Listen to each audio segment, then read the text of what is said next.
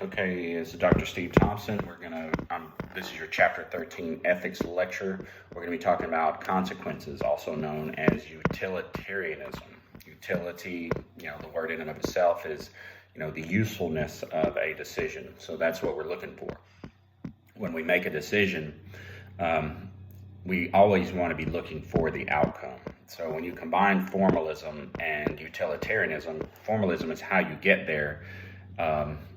Utilitarianism is the outcome of we'll say, the actions that you take to get there. So a formalist would say no matter what happens in the end, that it is ethical as long as your actions are ethical, even if it results in an unethical outcome. We'll say, for instance, an officer is trained to be a negotiator. He walks in on somebody holding a gun to a child's head. The officer starts negotiating and thinks the entire time that he's going to be able to talk this offender out of taking the life of the child. There's a sniper with a clear shot. Instead of ordering the clear shot, the decision is to continue with negotiations. The negotiator is not doing anything wrong. In his mind, he's doing everything that is right to save the lives of not only the hostage, but also the hostage taker, who's clearly mentally disturbed. The hostage taker takes the life of the child. That would be obviously an unethical outcome for that, as in the utility of the outcome would be very bad. If you look back on it, the more utilitarian approach to it would be if they were to take the life of the hostage taker with a sniper shot, then the child would have survived, which I think we can all agree is a better outcome. You can argue with me about saying one life can be worth more than the life of another. We'll just have to agree to disagree. I'd rather see the life of the child saved versus the hostage taker who's threatening to take the life of a child. So it's just kind of how these ethical theories compete. So it comes down to, we'll say, for the purpose of winning a war. Winning a war is a good thing, at least for the country. We have to look at it from a perspective. If you have two countries fighting each other, if one country is going to believe that the best utilitarian outcome is for them to win the war, and the other side is going to obviously feel the same way that they should win the war, and that's the only ethical outcome or utility. But how do you win that war? So, for instance, World War II, we were fighting the Japanese. They were a very committed enemy. They had a lot of soldiers. In a traditional combat warfare, we were projected, or the United States thought we were going to win the war, but we were going to sacrifice roughly 1 million lives total, whether it be and most of those were projected to have been Japanese. We're going to have to kill, 1 million people to win the war. And they decided to go with a non-traditional warfare and deploy nuclear weapons on Nagasaki and Hiroshima. Those nuclear weapons deployments resulted in the unconditional surrender of the Japanese to the United States of America. So that ended the war, but those weapons did not just kill soldiers. They killed men, women, and children, non-combatants, in cities.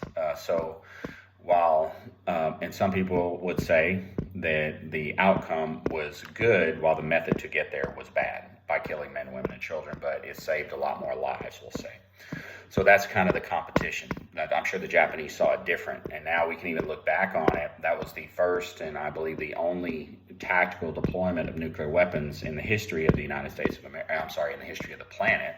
And now numerous countries possess the power because, they saw the U.S. have that power, and technology usually can be figured out.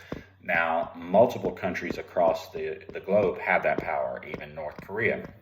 North Korea has a dictator who has a dictator who is apparently, in my opinion, mentally disturbed, and I don't believe it's in the best interest of this planet for him to have nuclear weapons, but he has them.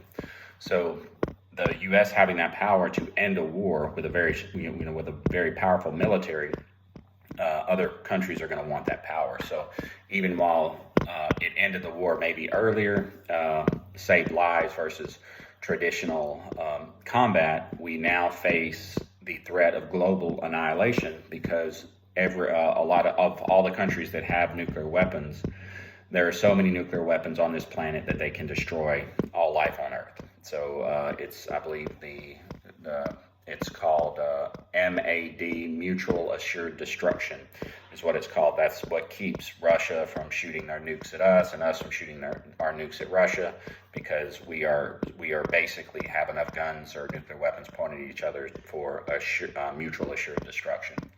With that said, I think the outcome of the deployment of nuclear weapons in those wars was unethical.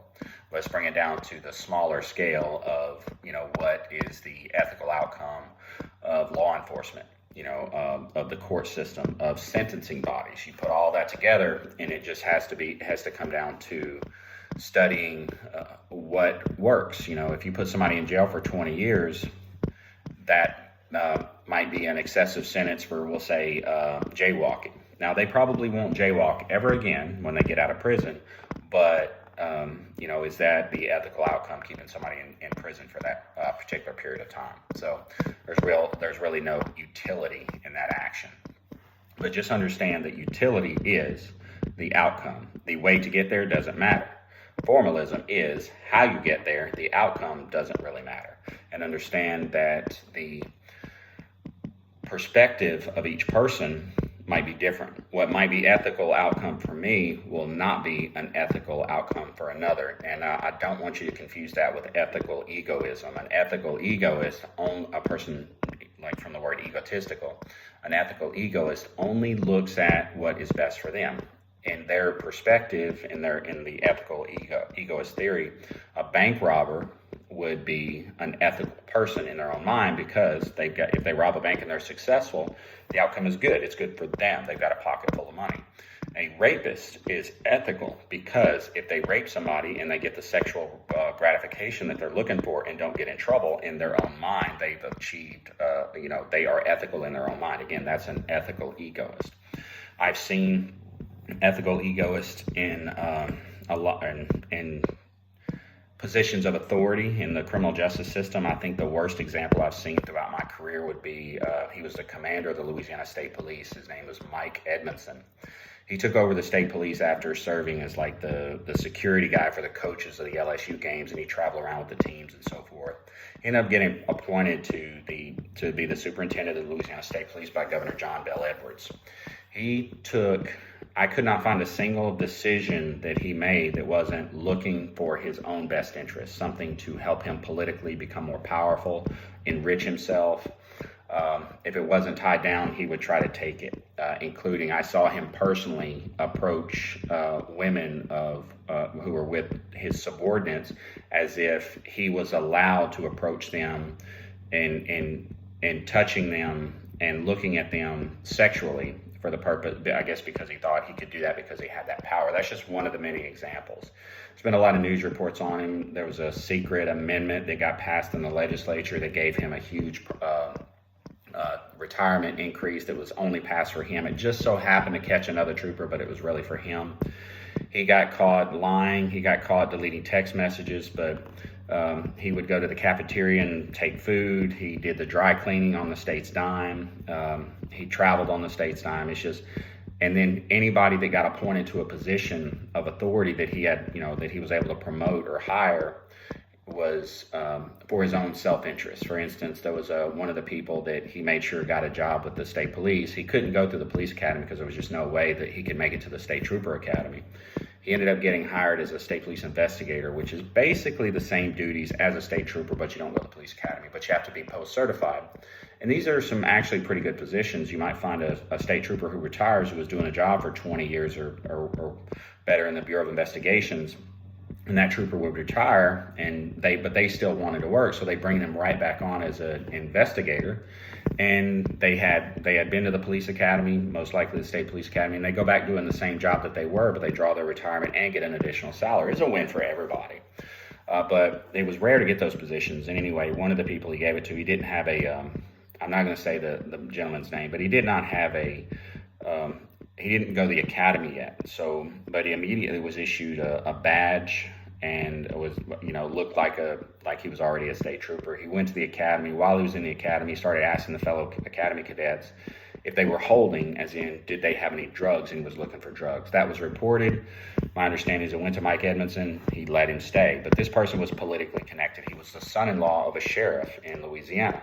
And anytime Edmondson could do a favor for a sheriff, I'm sure with the hopes of, this is speculation, with the hopes of them reciprocating in the future, then he would do that. And it didn't matter whether it put us in danger as in law enforcement officers, because this person was psychologically disturbed. He even went to a dentist office here in Lake Charles and said, my tooth hurts and I need pain medication. And they said, well, it doesn't look like it hurt, but they ended up complying and giving the pain medication. And then they asked him to pay the bill. He showed his badge, he showed his gun, and he said, I'll come back later, but he left. We call that an armed robbery.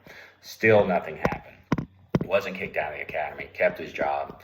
But eventually, after so many major issues, and again, this is a person that was going to be working with us in the Bureau of Investigation, he was a danger to us. But it didn't matter to Colonel Edmondson. It was just whatever he could do to hire and promote people that were politically connected. That's what he did. And therefore, when Governor Jindal finished his 8 years in office, Governor John Bel Edwards took over and apparently had enough political clout, even after all these major ethical issues like with the retirement funds and so forth. Governor John Bel Edwards ended up reappointing him. And that was kind of unheard of for a new governor to come in and keep the same state police superintendent. But he had enough political power to get pushed enough to do it. He later regretted that because more and more stuff started coming out, and eventually Colonel Edmondson suddenly retired and left in disgrace. And a new colonel was put in place. That new colonel being put in place with the state police, I thought his name was Colonel Reeves. I thought maybe he was a decent human being. He got put into the department after Edmondson had just injected it with a poison, and I knew that was going to take a long time to fix. But it turns out that Colonel Reeves was just as bad or worse, because he covered up a murder. He assisted in covering up a murder, the murder of Ronald Green in North Louisiana by racist personnel. In fact, one of the sons of one of the people who beat him to death, who was beating up black people for no reason in North Louisiana, his father had been suspended for using racial slurs over and over again. He just said it was a normal part of his vocabulary. He proudly displayed a rebel flag in his office and used the N-word, even called a trooper on the phone and was doing it.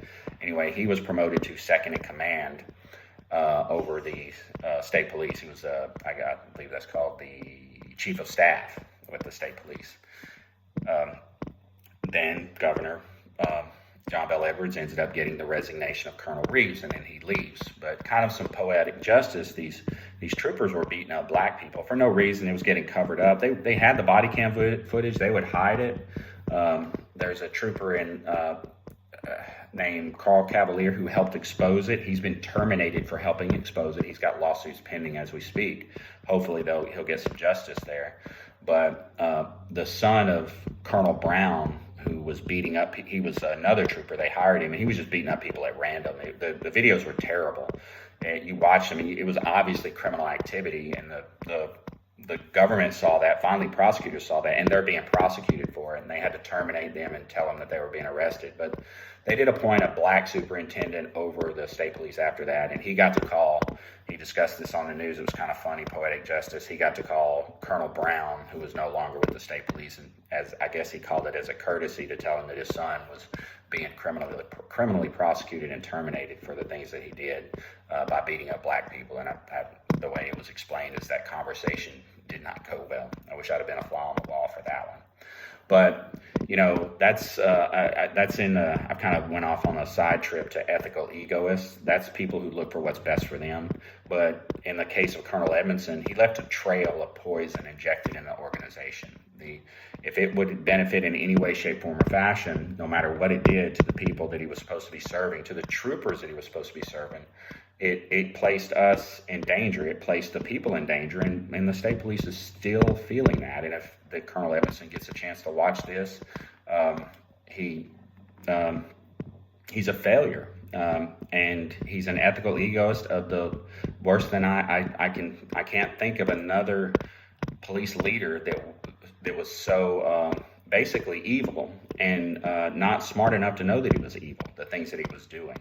So when he left, I think one of the things he said when he left was, one of his quotes was, well, he was doing all these things wrong, but he said nobody told him it was wrong. Well, he was the boss. Nobody's going to say, hey, boss, you're doing it wrong. I'm sorry, it just doesn't work like that. The state police superintendent, when the state police treat them essentially as a god, and he was allowed to do whatever he wanted. And again, the state police, it's been many years since that happened, are still suffering from that. There's DOJ investigations.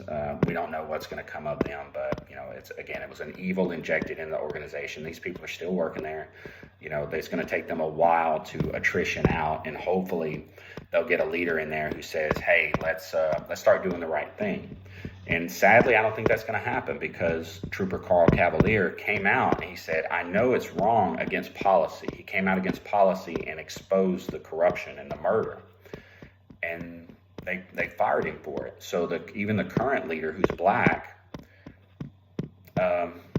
has no spine to finally say, let's stand up and start doing the right thing, and let's start rewarding the people who are willing to stand up in the face of adversity and do the right thing.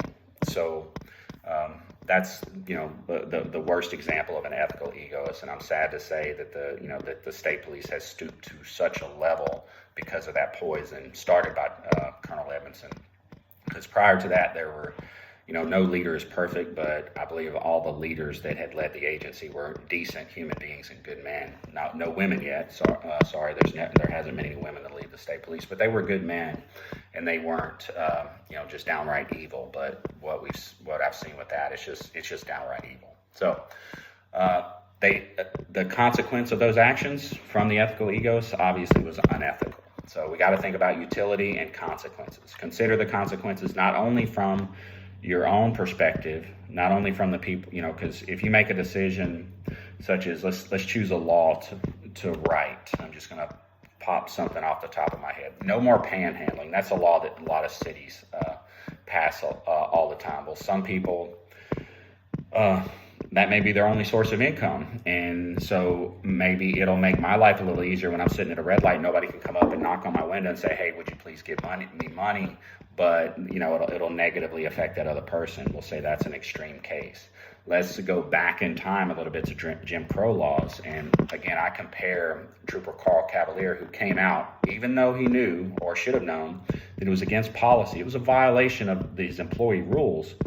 He came out and gave an interview and said, hey, this is what's happening. Something's got to be done about it. They're not doing anything about it. That was very courageous of him, just like, I'm drawing a blank, Rosa Parks. Rosa Parks broke the law. She knew the law said you couldn't sit on that part of the bus, but she did it anyway to try to challenge the law, try to get some change. And so, that law in and of itself didn't affect me. If I was alive back then, it didn't affect me because, look, I'm a white male. I could sit wherever I wanted to on a bus. But she had to sit in a certain place on the bus. She did because of the color of her skin. So while a white person may look at that as ethical, because now I get to sit on the front of the bus, I don't have to walk to the back. I don't know what the benefit of where you sit on the bus would ever be. But that is an ethical law as far as an outcome for me. If you're a despicable human being, you support that. Yeah, that would be good for me, but it's not good for black people. So you see how the consequences of a law, an action, a decision can change. For instance, where do you enforce the law? They passed laws a long time ago making marijuana illegal. Well, marijuana is an easy drug to smell. So where do they go to enforce it? They don't go to the suburbs where people, if they are using marijuana, are doing it inside and not out on the street. It's not easy to see. They go to the poor areas. So just the law itself doesn't say, oh, it's written just for the poor, but the methodology, procedurally, of enforcing it will be only enforced upon a certain group of the population. Obviously, they would see that law as unethical. So.